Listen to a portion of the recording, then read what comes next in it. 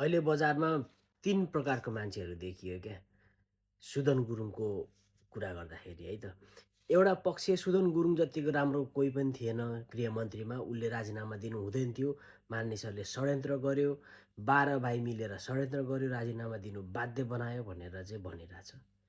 अर्को पार्टी छ सुदन गुरुङले राजीनामा दियो, बल्ल हाम्रो जित भयो, हामी सबैलाई बधाई छ, राम्रो भयो यसले छोडेर भन्ने अर्को पार्टी छ।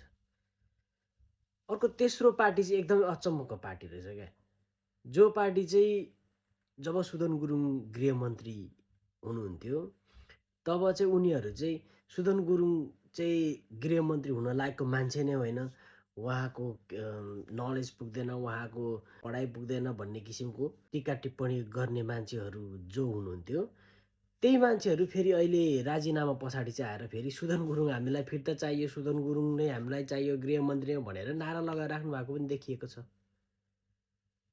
पहिलो दोस्रो सपोर्टमा र उसको विरोधमा विपक्षीमा त अलि बुझिन्छ, ठिकै छ।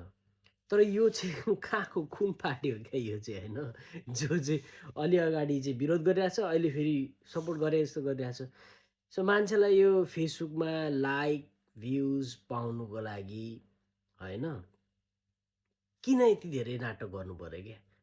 सत्य कुरा बोलौँ न, सत्यको पक्षमा बोलौँ, चाहे त्यो सुदन गुरुङ होस्, बालेन शाह होस्, रवि लामिछाने होस्, हर्क साम्पाङ होस्, ए पार्टी बी सी डी कुनै पनि पार्टी होस् होइन, यदि कसैले नराम्रो गर्छ भने नराम्रो भन्नु पऱ्यो, राम्रो गर्छ भने राम्रो भन्नु पऱ्यो। यदि कोही राम्रो लागेको छ भने राम्रो भन्नु, नराम्रो लागेको छ भने नराम्रो भन्नु, अध्ययन गर्नु होइन। यो बेकारमा दही चिउरे यता नि ठिक्क उता नि ठिक्क त्यस्तो खालको चाहिँ कुरा नगर्नु क्या तपाईँहरूले। मान्छेको दिमाग भुट्ने काम नगर्नु। एकतिर गएर एउटा कुरा गरेको छ, अर्कोतिर अर्को कुरा गरेको छ, केही मान्छेहरूले तपाईँको भिडियो हेर्ला, उनीहरूलाई भड्काउने काम, उनीहरूलाई कन्फ्युज बनाउने काम चाहिँ नगर्नु होला तपाईँहरूले।